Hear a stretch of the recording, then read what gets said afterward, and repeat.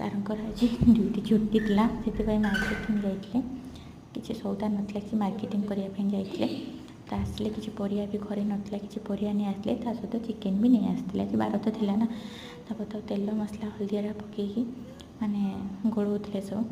ସେ ଗୋଳି ମାନେ ରେଡ଼ି ହେଇଗଲା ପରେ ମୁଁ ବି ମୋ କାମ ଲାଗିଗଲି। ମସଲା ପିଆଜ ଆଳୁ ସବୁ ରଙ୍ଗ ପ୍ରସ୍ତୁତି କରିଥିଲି। କଲା ପରେ ଅନଲାଇନ୍ରୁ ଅର୍ଡ଼ର ହେଇଯାଇଥିଲା ସୁପ୍। ତ ତାଙ୍କୁ ମୁଁ ଆଜି କହିଥିଲି ତୁମେ ରୋଷେଇ କର।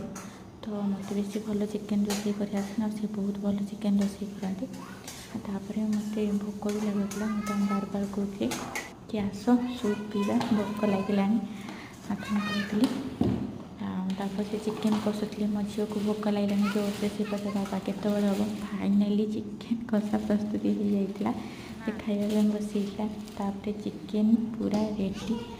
ତ ବାପୁ ଝିଅ ବସି ଯାଇଥିଲେ ଖାଇବା ପାଇଁ। ତ ଖାଇକି ବାହାରିଲୁ। ମାର୍କେଟିଂ କିଛି ସପିଂ କରିବାର ଥିଲା, ବାହାରିଗଲୁ। ଆଉ ଯାଇକି ପହଞ୍ଚିଗଲୁ ଗୋଟେ ଲୁଗା ଦୋକାନରେ। ସେଠି ଏତେ ଗୁଡ଼ାଏ ଶାଢ଼ୀ ଦେଖିକି ମୋ ମନ କହୁଥିଲା ସବୁ ନେଇକି ପଳେଇବି। ତ କେଇଟା ନେବି ପୁରା ଡିସାଇଡ଼୍ କରିପାରୁନଥିଲା। ଆପଣମାନେ କୁହନ୍ତୁ କେଉଁଟା ଭଲ ଲାଗୁଛି। ତ ବାପୁ ଝିଅଙ୍କର ଆସିଲା ବେଳେ ରିଲ୍ସ କରିବା ପାଇଁ ବହୁତ ମନ ହେଇଗଲା। ତାଙ୍କୁ ଗୋଟେ ରିଲ୍ସ ବନେଇଲି। ଆଉ ସେଇଠି ଆମ ପାଖରେ ଗୋଟେ ପାର୍କ ଥିଲା। ତ ଝିଅ ବହୁତ କହୁଥିଲା ବାବା ଯିବା ପାର୍କ ଯିବା, ମାମା ପାର୍କ ଯିବା। ଏଇଠି ବାରାମତୀ ପଞ୍ଚାୟତ ପାଖରେ ସେଇଠି ଗୋଟେ ପାର୍କ ଅଛି, ସେଥିପାଇଁ ତାକୁ ବି ଟିକେ ନେଇଗଲୁ। ବୁଲାବୁଲି କରିକି ସବୁ ସାଙ୍ଗରେ ଆସିଲୁ।